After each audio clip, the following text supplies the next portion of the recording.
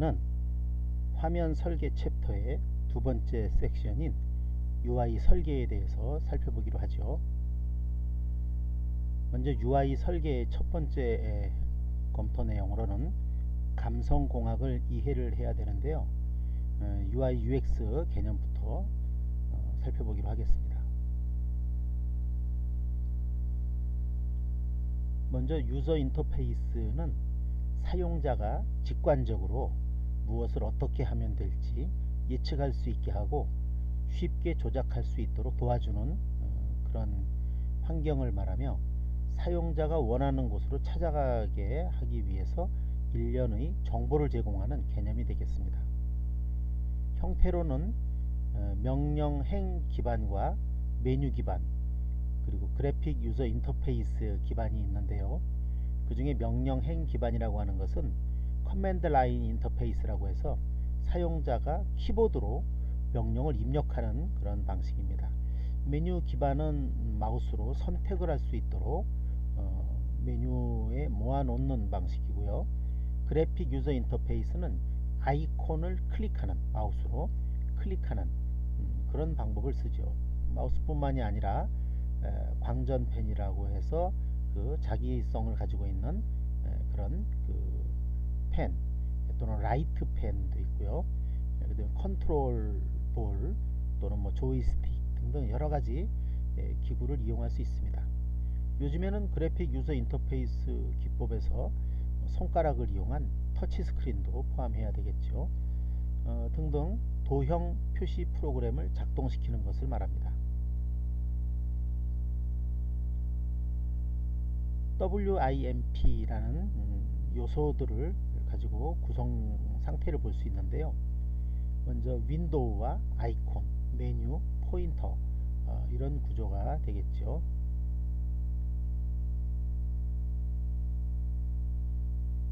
여기 보는 것처럼 이제 윈도우나 아이콘 그리고 메뉴 포인터 등등 나타나게 됩니다.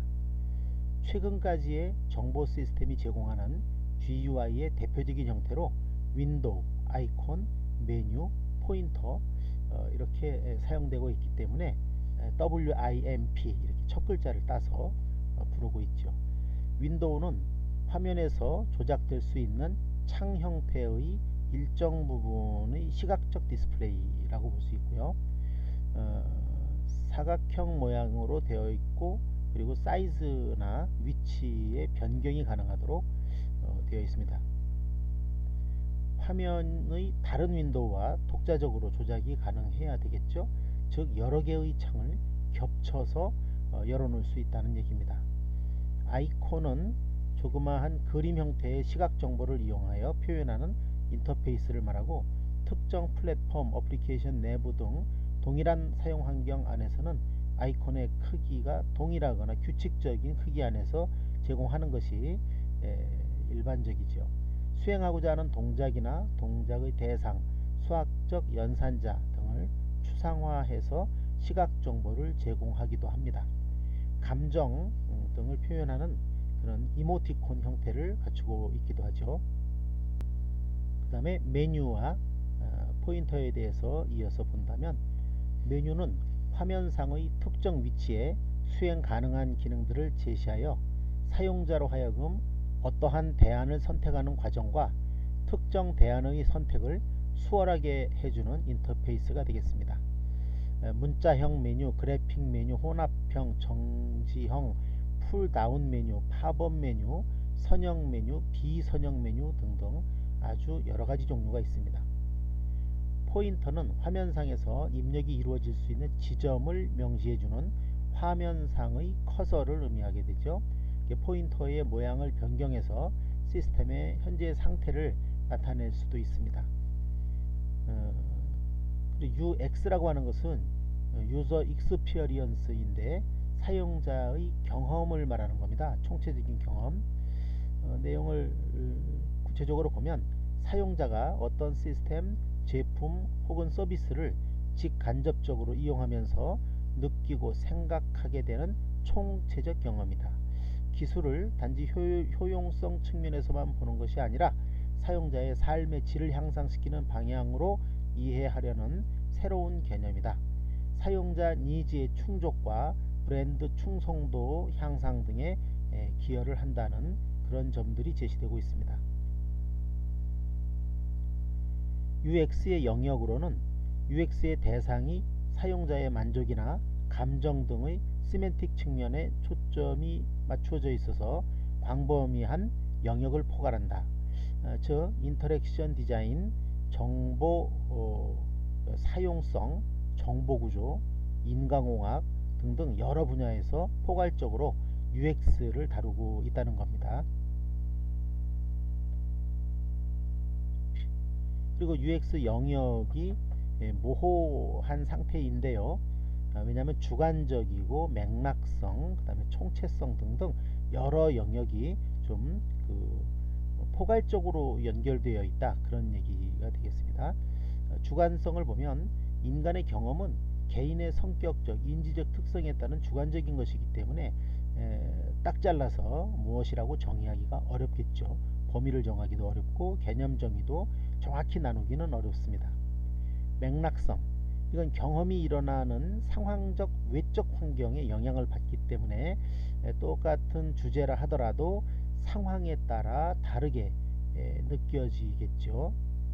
그 다음에 총체성은 경험 시점에 개인이 느끼는 총체적인 심리적 효과가 함께 들어갑니다. 그러므로 상당히 유동적인 그런 형태로 나타나게 되겠죠. UX 디자인의 영역을 본다면 굉장히 폭넓게 차지하고 있는데요. 먼저 아키텍처, 하드웨어적인 아키텍처나 정보 아키텍처 뿐만이 아니고 여기에 산업 디자인의 영역과 그 다음에 음향 디자인, 그 다음에 휴먼 팩터, 인간의 요소들과 이런 HCI, 이것은 휴먼 컴퓨터 인터랙션이죠. 상호작용. 그리고 이런 상호작용 디자인의 영역 속에 이렇게 함께 포함되는 겁니다. 그리고 시각 디자인, 인간 요소, HCI, 그리고 약간의 산업 디자인적 요소와 음향 디자인적 요소를 가미하고 이렇게 포함돼서 정보 아키텍처 등 하드웨어 아키텍처 등등 여러 가지 영역을 이렇게 감싸면서 모든 영역에서 UX 디자인이 작용하고 있고 그 안에서 UI 디자인이 작용하고 있다, 이렇게 볼 수 있겠습니다.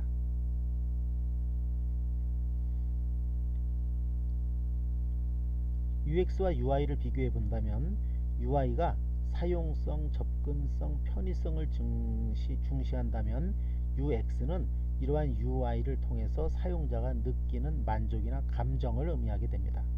더 폭이 넓죠. UI와 UX는 상호 보완적이 아니라 선택적으로 집중해야 될 필요가 많고요. UI는 어떠한 경험보다는 기능 중시로 생각하는 것이고 UX는 반대로 경험 중시가 되겠죠. UI는 자주 재구매, 재이용하는 고객 대상보다는 즉시 이용, 초도 이용 등의 대상에게 더 유용한 것이 되겠고요. UX는 UI가 조금 복잡하더라도 매번 이용할 때마다 몰입할 수 있는 매력을 지니게 된다면 UI가 다소 불편함이 있다라도 그런 것을 불식시킬 정도로 더 중요한 개념이 되겠습니다. UI, UX의 구성 요소를 살펴보면 실용적인 요소, 쾌락적인 요소, 아름다움에 대한 요소와 이로움에 대한 요소가 포함되어 있습니다. UI, UX의 구성 요소를 살펴보면 모형에 대한 정의 부분과 UI, UX에서의 의미를 비교해서 보도록 하죠. 먼저 실용적인 품질 면에서 본다면 UX가 제공하는 기능 또는 기능의 사용 방법의 실용성, 효율성, 최적화 등에 관한 부분이고 사용성이라고 표현할 수도 있다는 겁니다. 쾌락적 품질 영역에서는 UX가 제공하는 즐거움, 재미, 흥미, 엔터테인먼트적인 요소 등등을 말하고요. 아름다움의 영역에서 보면 UI, UX의 미적 아름다움에 관한 요소가 되겠습니다. 더 멋있으면 금상첨화라는 얘기죠. 이로운 면에서 본다면 UI, UX의 목적, 의도의 타당성, 합리성에 관한 요소가 되겠죠. UI, UX의 개발 프로세스를 보면 먼저 UI 개발 프로세스. 이것은 그 UI의 개발은 UX 개발에 따른 결과물의 하나로서 되기도 하나, 정보 시스템 개발 프로세스에 따라서 사용자의 요구를 반영한 화면을 설계하는 것을 주요 활동으로 하며 이의 구현 및 검증의 단계를 거치는 형태로 개발이 진행되게 됩니다. UX 개발 프로세스 쪽에서 보면 UX의 개발은 제품, 서비스의 특성, 회사의 의도 등에 따라 다양한 프로세스가 적용될 수 있고, 그렇지만 여기서는 일반적으로 탐색, 정의, 개발, 산출 이런 단계를 거치는 더블 다이아몬드 형태의 프로세스 패턴을 거치게 된다는 겁니다. 더블 다이아몬드 모델은 이렇게 볼 수 있겠는데요. 탐색, 정의, 개발, 산출. 이건 이제 시작에서부터 산출물이 나올 때까지의 과정이겠죠. 그런데 이러한 네 단계를 구분한 형태를 더블 다이아몬드 모델이라고 하는데, UX와 관련된 사고, 활동, 대상 등의 폭을 넓혀가는 탐색, 개발의 발산 단계와 선행 단계에서 얻어진 결과물로부터 이 폭을 좁혀가는 정의, 그리고 산출, 이런 수렴 단계를 나타내고 있습니다. 그래서 이걸 다이아몬드 형태로 배치를 해서 두 개의 다이아몬드 모델이 만들어질 수 있기 때문에 이게 발산과 수렴화, 이것을 그림으로 표현한 것이라는 거죠. 먼저 문제가 제기되면 리서치를 해야 되겠죠. 조사 분석을 한 다음에 인사이트로 분석을 해서 문제 정의를 합니다. 그런 다음에 발상이라든지 뭐 어쨌든 구축을 해야 되겠죠. 그렇게 되면 그 구축한 만큼의 프로토타입이 결과물이 나오게 됩니다. 산출물이 되겠죠. 그러면 이 산출물을 보고 어떤 문제점과 또 그 문제점에 대한 해결책을 분석하게 되고요. 분석된 내용은 다시금 이렇게 피드백을 해서 앞에 다이아몬드로 넘어가죠. 그러면 여기서 제시됐던 문제점에 대한 해결책이 합당한지 다시 리서치, 인사이트, 그 다음에 구축과 개발과 산출, 이런 식으로 계속 반복해서 피드백을 돌다가 적당한 선에서 수렴하면 그것이 완성품이 되는 거죠. 더블 다이아몬드에서 봤다시피 탐색 영역이 있죠.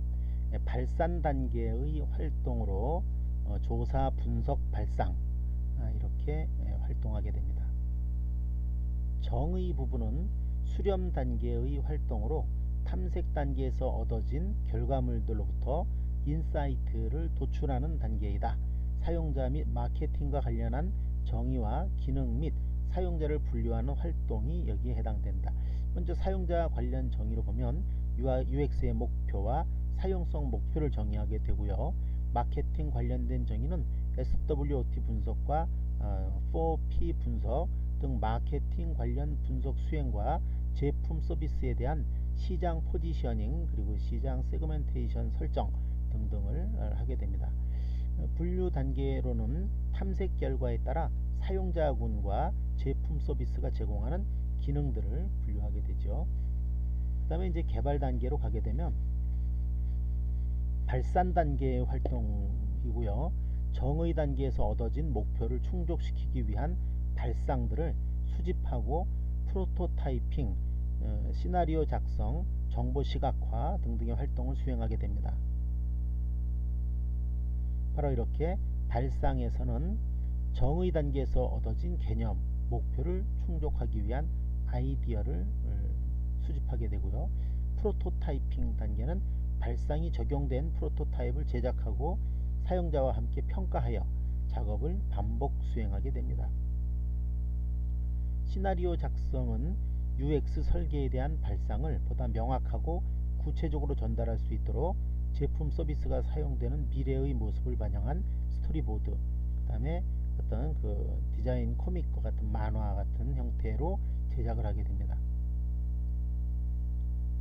그리고 정보 시각화는 정보들에 대해서 이해를 높이고 이를 쉽게 인지할 수 있도록 정보들이 효율적으로 조직화된 구조를 가지고 있다는 것을 시각적으로 보여주는 플로우 차트라든지 또는 사이트 맵 등으로 표현하게 됩니다.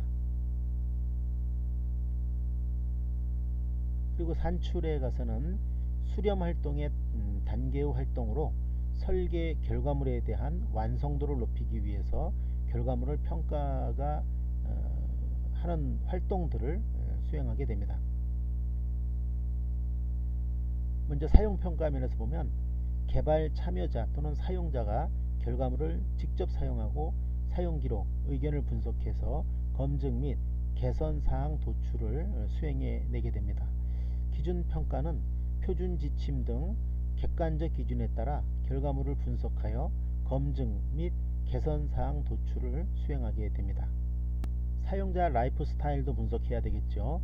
먼저 라이프 스타일이라고 하는 것은 개인이나 가족의 가치관 때문에 나타나는 다양한 생활 양식, 행동 양식, 사고 양식 등 생활의 모든 측면의 문화적, 심리적 차이를 전체적인 형태로 나타낸 것을 말하고요. 인간의 경험은 주관성이 강하죠. 그 다음에 맥락성, 총체성에 기인한 제약과 차이가 있을 수 있으나 유사한 라이프 스타일을 갖는 집단은 특정 제품이나 서비스에 대한 유사한 경험과 반응을 갖게 될 가능성도 있습니다. 그게 이제 문화라는 거죠.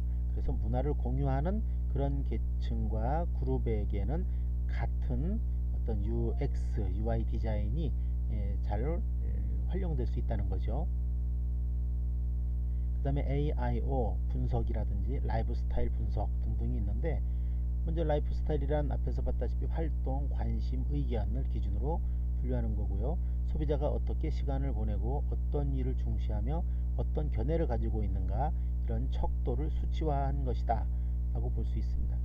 장단점으로는 시장에 대해서 풍부한 정보를 주는 반면 세분화의 경계가 모호하기 때문에 측정이 어려운 면이 있다는 겁니다.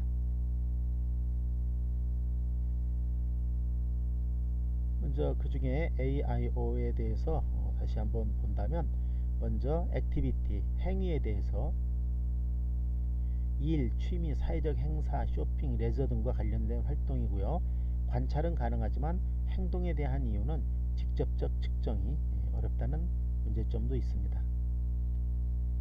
그리고 인터레스트는 음식, 패션, 가족, 여가 활동 등 어떤 일에 흥미를 가지고 있는가를 기준으로 세분화를 하게 되고요.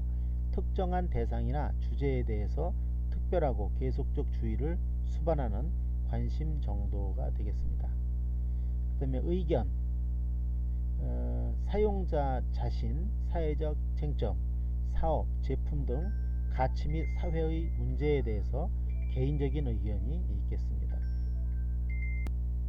자극적인 상황에 대해서 개인의 구두적 혹은 문자적 반응이나 응답을 의미하게 됩니다.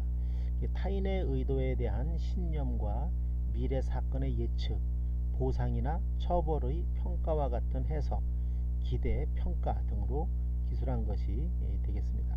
이 세 개를 묶어서 AIO, 이게 있죠. 그 분석이라고, AIO 분석, 이것을 뭐 다른 의미로는 라이프 사이클 분석이라고 볼 수 있다는 겁니다.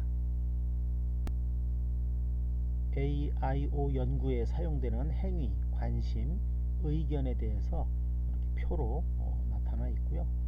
라이프 스타일 측정 진술에서도 이렇게 동일한 상표를 반복해서 구입하는 경향이 있다에 대한 어떤 행위적인 측면, 여행은 친구들보다 가족과 함께 가는 편이다, 뭐 등등등 여러 가지 라이프 스타일을 측정하는 그런 진술의 예가 표시되어 있습니다. 필드 리서치를 통한 라이프 스타일의 관찰과 분석 기법이 있는데요. 사용자의 라이프 스타일은 실제 사용자에 대해서 실제 환경에서 사용자의 맥락을 함께 조사하는 필드 리서치 수행을 통해서 관찰되며 이의 결과를 분석하여 파악하는 그런 경우입니다. 필드 리서치라고 하는 것이 과제 중심, 장소 중심, 라이프 스타일 중심의 세 가지 형태로 구분될 수 있고요. 사용자의 전반적인 라이프 스타일을 파악을 목적으로 하는 그 라이프 스타일 중심의 필드 리서치는 특정한 사용자에 대해서 장기간 포괄적인 관찰하는 방법이 되겠습니다. 사용자에 대해서 깊은 이해가 가능하게 되지만 상대적으로 소수인 특정한 사람 집단에 오랫동안 그 시간을 투여해야 된다는 제약 조건도 있습니다. 정보기술이 적용된 제품 서비스와 관련해서 사용자의 제품 서비스가 연결되는 사용이라고 하는 것에 집중한 과제 중심, 그 다음에 장소 중심의 필드 리서치를 수행하는 것이 일반적인 방법이 되겠습니다. 과제 중심의 필드 리서치를 보면 사용자에게 제품 서비스와 관련된 과제를 부여하여 사용자를 관찰하고 그 결과를 수집하여 니즈를 파악하는 그런 방법이 되겠고요. 장소 중심의 필드 리서치도 있습니다. 사용자 개개인의 특성보다는 제품 서비스가 맥락과 어떠한 관계를 가지고 사용되는지를 중심으로 특정한 맥락에서의 불특정 사용자를 관찰하는 그런 방법이 되겠습니다. 사용자 니즈 분석 방법으로는 먼저 특징부터 살펴보면 사용자 니즈란 시스템으로부터 특정한 만족감을 얻으려는 사용자들의 기대를 의미하며 이를 식별하기 위해서 아래와 같은 특성을 고려하게 된다. 표면적인 사용자 니즈의 이면에는 사용자 경험을 좌우하는 일정한 범주들이 자리잡고 있고요. 직접적으로 드러난 것도 있지만 말하지 못하는 것과 숨겨진 것도 있을 수 있고, 사용자들의 니즈를 제대로 파악하기 위해서는 그들의 전반적인 경험의 파악이 필요하게 됩니다. 사용자들의 인지하고는 있으나 표현하지 않는 니즈가 숨겨진 그런 니즈까지 명확하게 규명하기 위해서는 니즈 이외에 이용하는 동기 또는 태도, 이용 행태 등등에 대한 분석이 필요하겠습니다.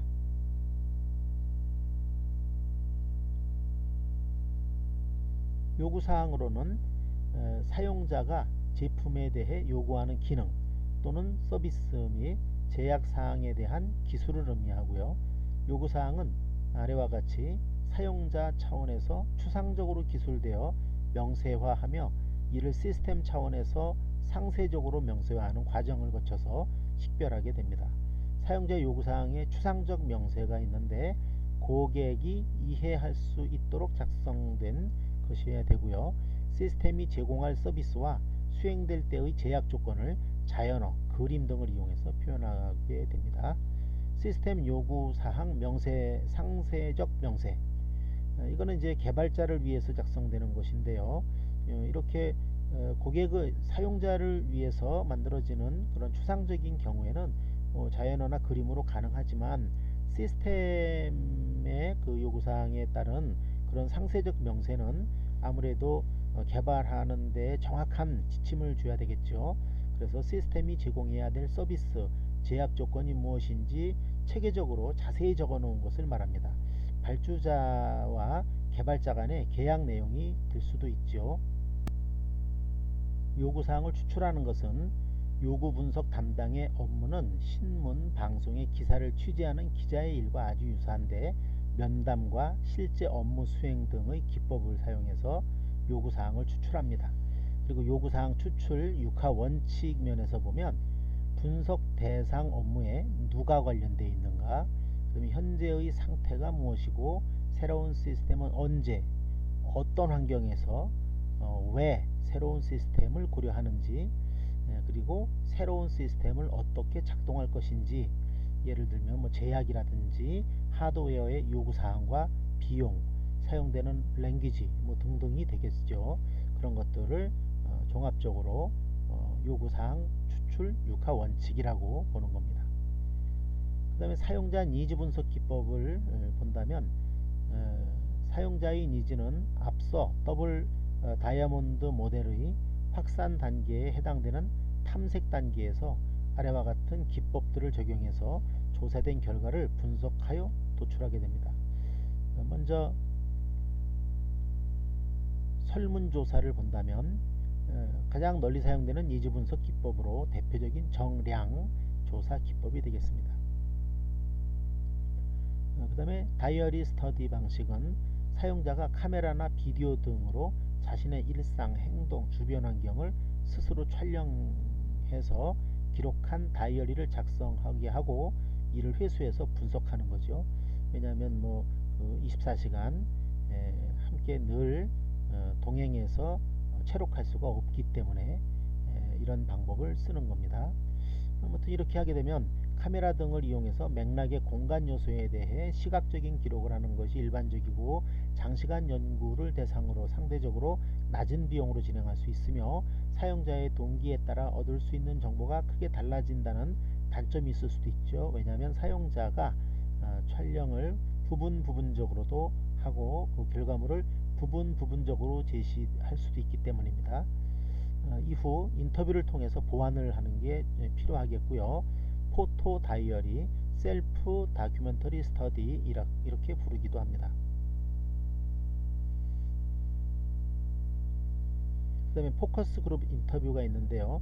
주제와 관련해서 공통된 특성을 가지고 있는 구성원들로 구성된 소수의 그룹이 개방된 토의를 진행하고 그 결과 자료를 분석하는 방법입니다. 대상자들의 상이한 지각과 관점을 찾기 위해서 자유스럽게 토론할 수 있는 환경에서 반복적인 토의를 진행하고 저비용으로 빠른 정보 입수가 가능하고 그룹 내의 시너지 효과를 얻을 수 있다는 장점 때문에 포커스 그룹 인터뷰가 채택되기도 합니다. 그렇지만 포커스 그룹 인터뷰 방식은 대상자 수가 적어서 대표성이 떨어지고 토의를 진행하는 사회자 능력에 의해서 좌우될 수 있다는 단점도 있습니다. 그리고 앞에서 살펴본 AIO 분석 방법을 본다면 이것은 뭐 오래전에 74년경부터 등장한 그런 기법이긴 한데 인구 통계적 세분화 방식에서 벗어나 소비자의 생활 양식에 의한 시장 세분화를 하기 위한 방법으로 등장한 겁니다. 시나리오 분석법도 있죠. 미래에 나타날 수 있는 여러가지 모습들을 일관성과 논리성을 갖춘 상태에서 제시하는 것을 말합니다. 사용자들의 생활 행태와 예상되는 제품 서비스의 사용 환경의 상황을 시나리오로 기술해서 잠재된 니즈를 파악하는 미래 예측 기법이 되겠습니다. 이거 말고도 관찰법, 과업 분석법 등등이 있는데요. 먼저 관찰법을 살펴본다면 일정 기간 동안 사용자의 일상과 행동을 관찰하여 분석하는 기법이고 사용자가 제품 서비스를 사용하는 맥락과 이를 통해 사용자가 사용에 어려움을 겪는 요소, 사용자의 니즈, 상품, 서비스에 대한 아이디어 이런 것들을 파악할 수 있습니다. 다음과 같은 타기법의 제약, 문제를 극복하는 그런 방법들도 있는데 사용자 설문이나 사용자를 고용하거나 또는 모의 실험 등의 방법으로 특정한 실험 체계 내의 제한된 인위적 변수만을 고려해서 점검할 수밖에 없다는 제약이 따르기도 합니다. 피험자들은 실험 당하고 있다는 것을 의식해서 의도적으로 바람직한 답변이나 실험자가 원하는 반응을 하는 그런 호손 효과라는 그런 경향을 보이기도 하고요. 사용자의 자연스러운 태도를 담아내는 데 한계가 있고 사용자의 무의식에 잠재된 니즈를 도출해내기가 어려운 단점이 있습니다. 과업 분석법이 있는데 이것은 제품이나 서비스를 사용자 중심 디자인을 통해서 개발하기 위해서 사용자가 실제 주어진 일을 어떻게 수행하는지를 관찰하는 겁니다. 사용자 자신의 어떤 욕구를 충족시키기 위해서 어떤 특정한 방법이나 목적, 요인을 가지고 수행하는지를 함께 관찰하고요. 관찰된 결과를 바탕으로 목표물을 사용자의 시각에서 개발하도록 하는 그런 방법이 되겠습니다. 과업 분석법에는 계속 이어서 사용자의 자연스러운 방법과는 달리 개발자의 사고와 방법에 의해서 만들어지는 경우를 피해서 사용성과 편의성 등 사용자가 원하는 긍정적 경험을 제공하게 되고요. 명시적인 지식을 넘어선 암묵적 지식을 찾아낼 수 있는 방법이기도 합니다. 이 뒤로도 UI, UX 트렌드 분석이라든지 트렌드 리포트 작성하는 방법, 그리고 제품 서비스 요소 기술 분석 등등 몇 가지 그 내용이 더 있습니다만 파일의 길이가 길어서 여기서 멈추기로 하겠고요. UI UX 트렌드 분석 이후의 것은 다음 파일에서 만나도록 하겠습니다.